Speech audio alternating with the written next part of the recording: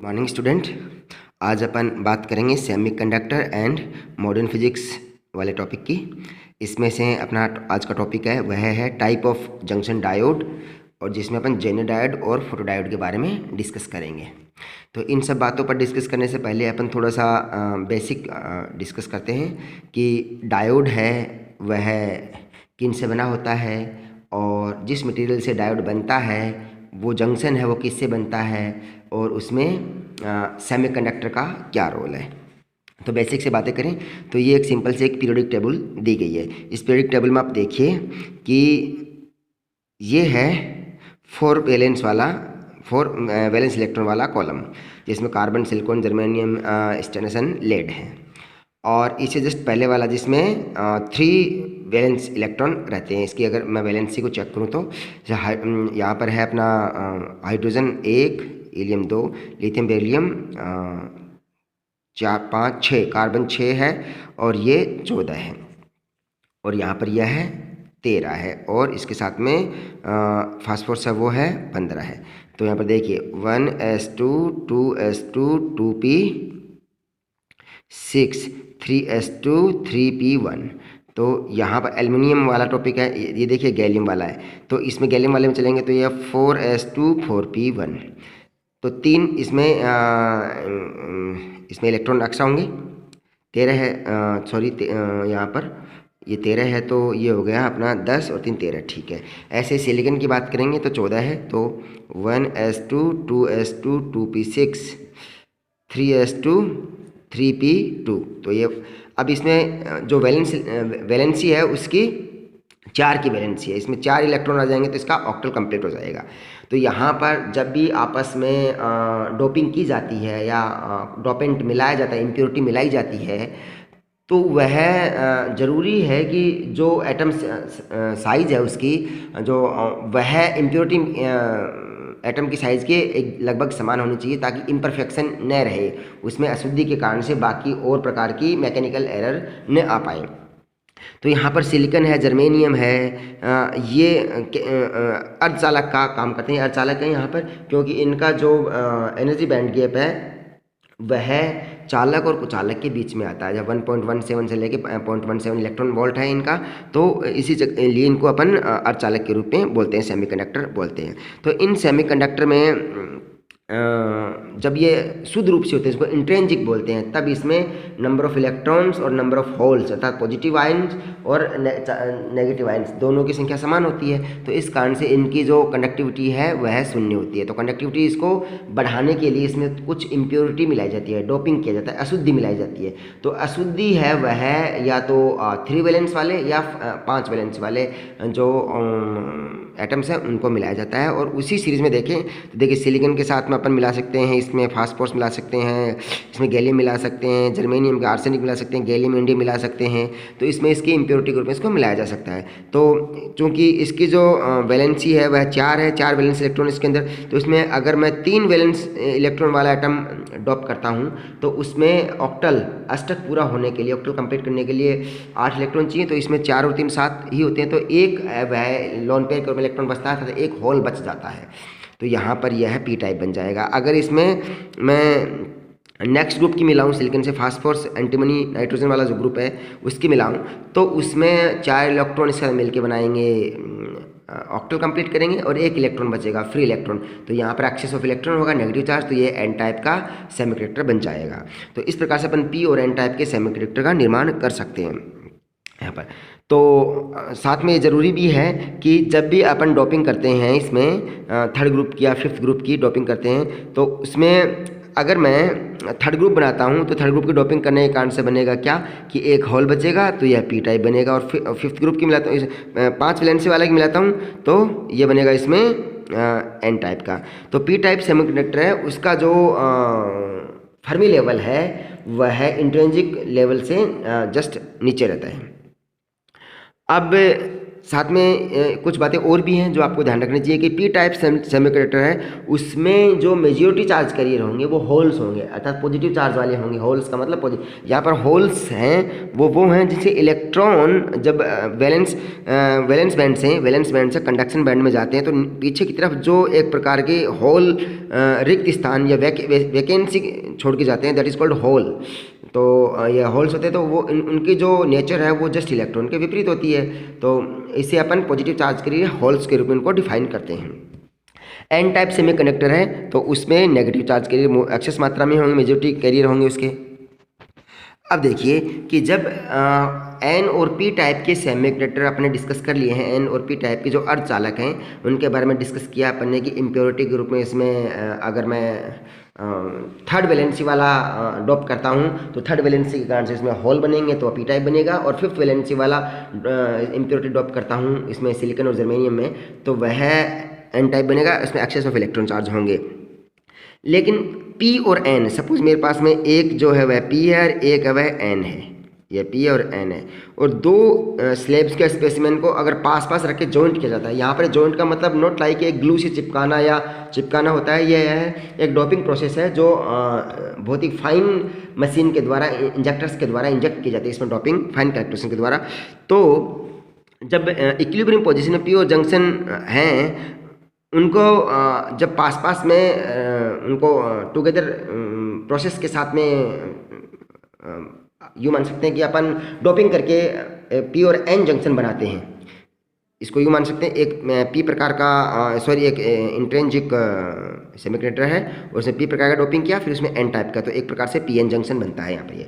तो ये equilibrium condition के अंदर अपन जब पी और एन सेमीकंडक्टर को पास लाते हैं तो उसमें एक बैरियर का निर्माण होता है। एक बैरियर मतलब एक अवरोधिका बनती है और उसे अपन बोलते हैं डिप्लेशन लेयर या वह डिप्लेशन रीजन या अवक्षय परत के नाम से उसको जानते हैं।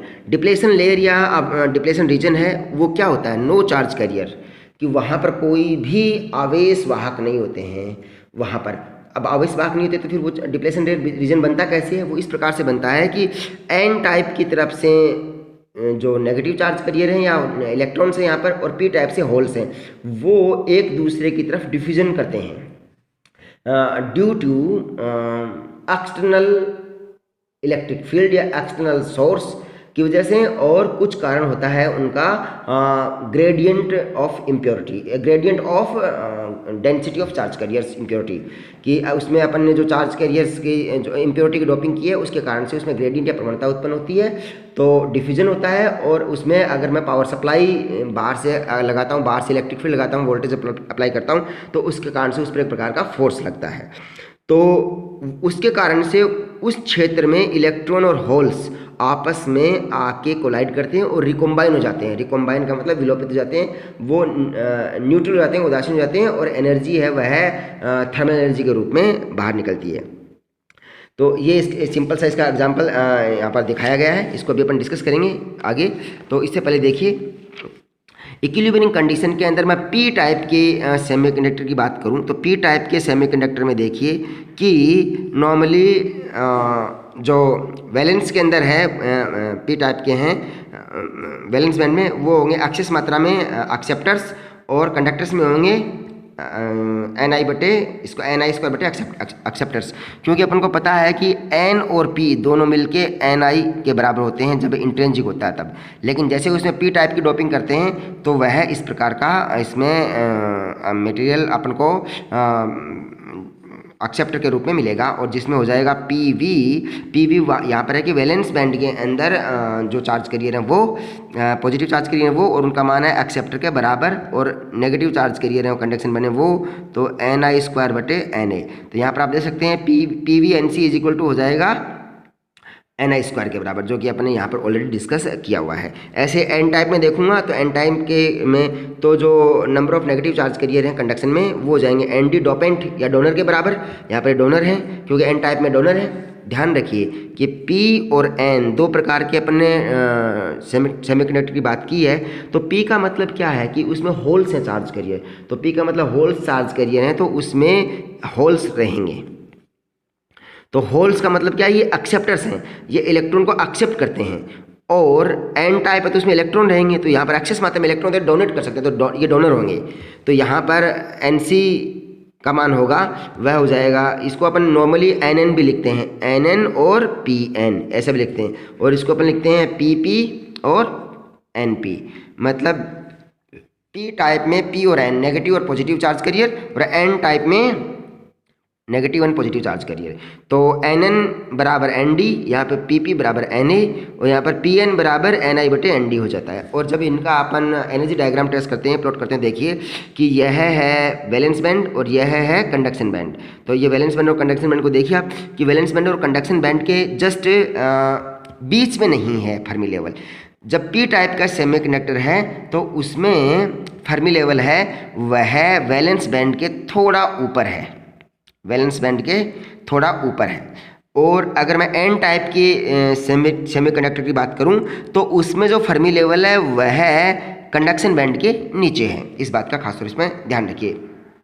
अगर इन दोनों को पास पास लेके आते हैं, जब अपन P और N टाइप के सेमीकंडक्टर को पास पास लेके आते हैं तो उसमें जो प्रोसेस है वह आपस में जो बैंड्स होते हैं वो इंटरेक्ट करते हैं। तो किस प्रकार की प्रोसेस होती है देखिए, तो इसमें यह है, ध्यान रखिए, जब दोनों को एक साथ एक लेवल में मैच करवाया जाता है N और P टाइप को, तो उनके फर्मी लेवल कोइंसाइड करते हैं। फर्मी लेवल होते हैं वो एक समान लेवल पर आते हैं। तो फर्मी लेवल अगर एक समान लेवल पर आएंगे तो इसमें वैलेंस बैंड N टाइप के वैलेंस बैंड और P टाइप का कंडक्शन बैंड है वो थोड़ा सा ऊपर और नीचे की तरफ शिफ्ट हो जाते हैं। तो देखिए अगर यहाँ पर फर्मी लेवल है वो इससे थोड़ा सा ऊपर है और इससे नीचे है, तो फर्मी लेवल को पास लाने के लिए क्या करना पड़ेगा, इस ये वाला जो ECN है वह EVP के थोड़ा सा ऊपर रखना पड़ेगा। तो यहाँ पर देखिए EVP और ECP हैं और EVN और ECN है। तो यहाँ पर फर्मी लेवल है वो ये वाला फर्मी लेवल कॉमन, देखिए ये वाला, ये फर्मी लेवल है।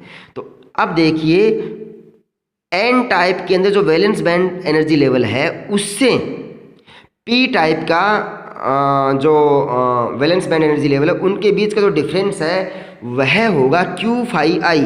जहाँ पर फाई आई है उसको बोलते हैं वर्क फंक्शन, और Q चार्ज है।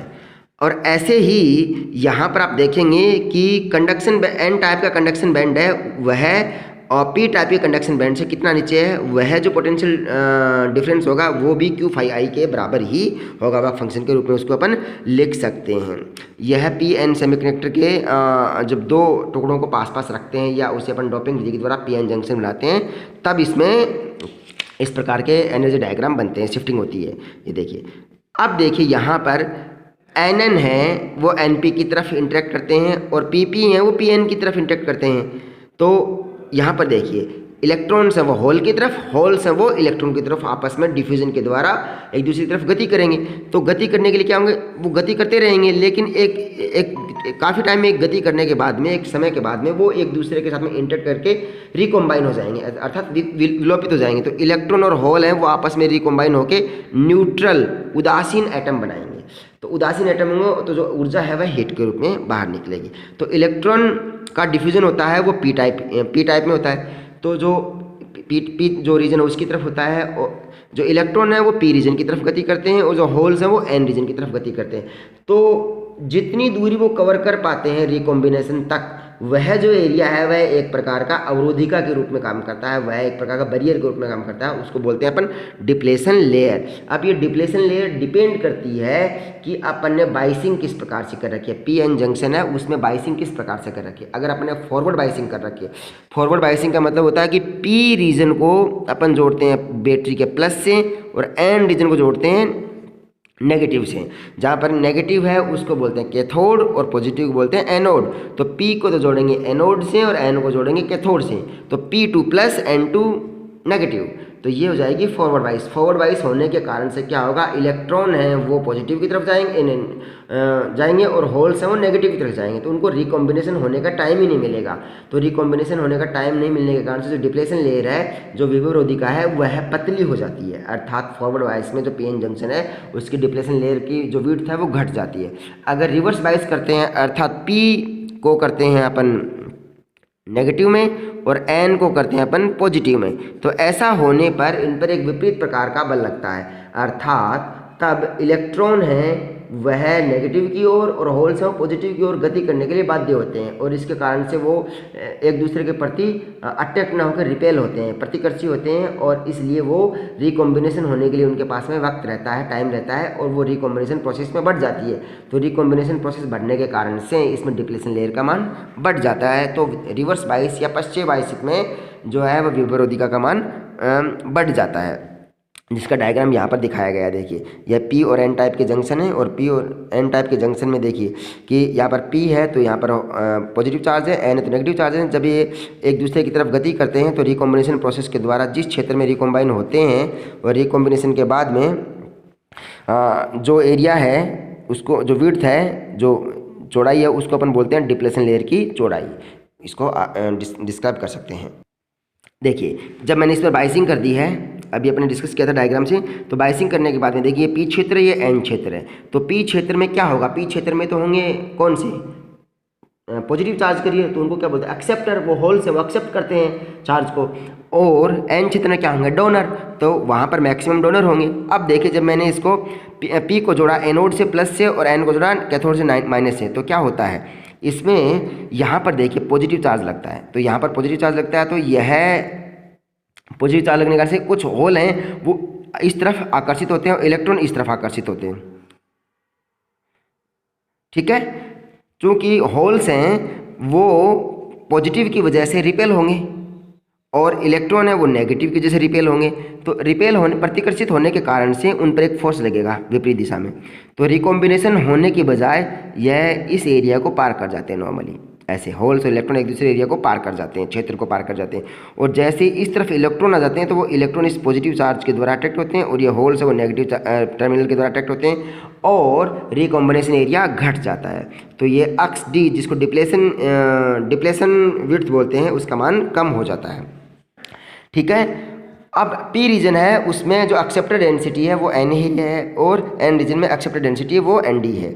देखिए इसी डायग्राम को वापस इसमें समझाया गया है कि जब पी एन जंक्शन बनाते हैं तो पी एन जंक्शन में फर्मी जो एनर्जी लेवल है वो कोइंसाइड करते हैं एक दूसरे के साथ में, अर्थात फर्मी लेवल समान लेवल पर रहते हैं।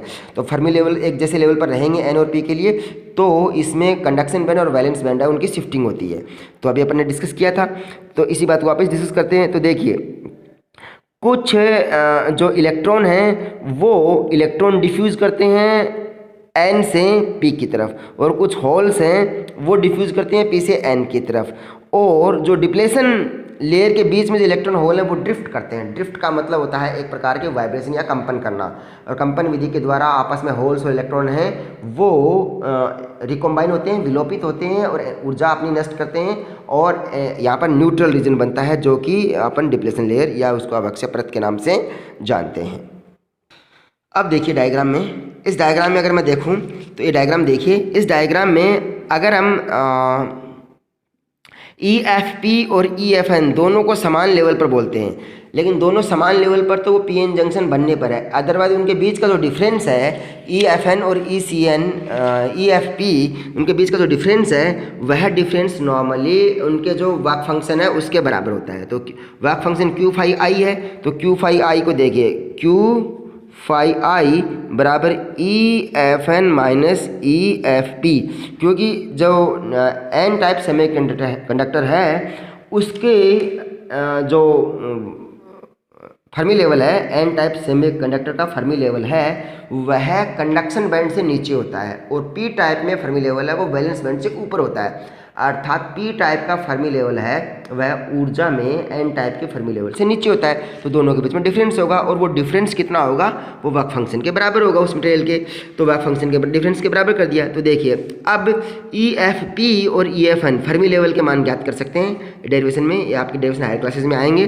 तो यहाँ पर आएगा E F I intrinsic Fermi level minus K B T या Boltzmann constant with temperature T log N A बटे N I, N A accepted density, N I intrinsic density.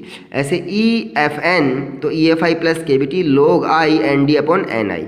तो अपने पास में फर्मी लेवल मिल गए। यहाँ पर देखिए फर्मी लेवल का मान है वो कम ज़्यादा हो सकता है, किस पर डिपेंड करता है, अगर टेम्परेचर बढ़ाएंगे, अगर पी लेवल में टेम्परेचर बढ़ाते हैं तो पी लेवल में टेम्परेचर बढ़ाने का मतलब कितना है कि जैसे जैसे पी लेवल में टेम्परेचर बढ़ाते जाते हैं वैसे वैसे मुख्य टर्म से उसका मान ज़्यादा घटेगा। तो ज़्यादा घटने का मतलब है कि फर्मी लेवल है वैसे वैसे वह और ज़्यादा इंट्रिंसिक फर्मी लेवल के से दूर होता जाएगा और एन के अंदर उसके पास आता जाएगा। अर्थात टेम्परेचर बढ़ाने के कारण से जो वैल्यू है वह एन टाइप के अंदर होगी कंडक्शन बैंड के पास में और पी टाइप में होगी वैलेंस बैंड के पास में।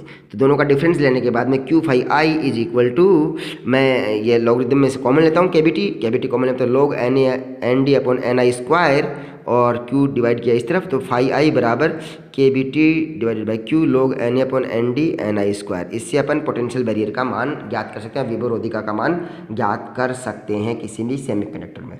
ये अपन ने पीएन जंक्शन के बारे में बात की है। अब इसी पीएन जंक्शन का उपयोग करते हुए डिफरेंट डायोड बनाए जाते हैं, जिसमें अपने बहुत सारे डायोड हैं, जिसमें अपन नॉर्मली पीएन जंक्शन डायोड ध्यान रखिए, डायोड का मतलब क्या है, डाई प्लस ओड, दो किनारों वाला। एक होता है ट्राईओड जिसके तीन किनारे हों, टेट्रोड जिसके 4 किनारे हो, पेंटोड। तो इस प्रकार से डायोड, ट्रायोड, पेंटोड जितने उसके किनारे होंगे कनेक्शन के लिए उसका उसे नाम दिया जाता है। तो डायोड के अंदर 2 किनारे होते हैं P और N और इसको अपन इस प्रकार से डिसाइड करते हैं, ये वाला P हिस्सा है, ये N वाला हिस्सा है।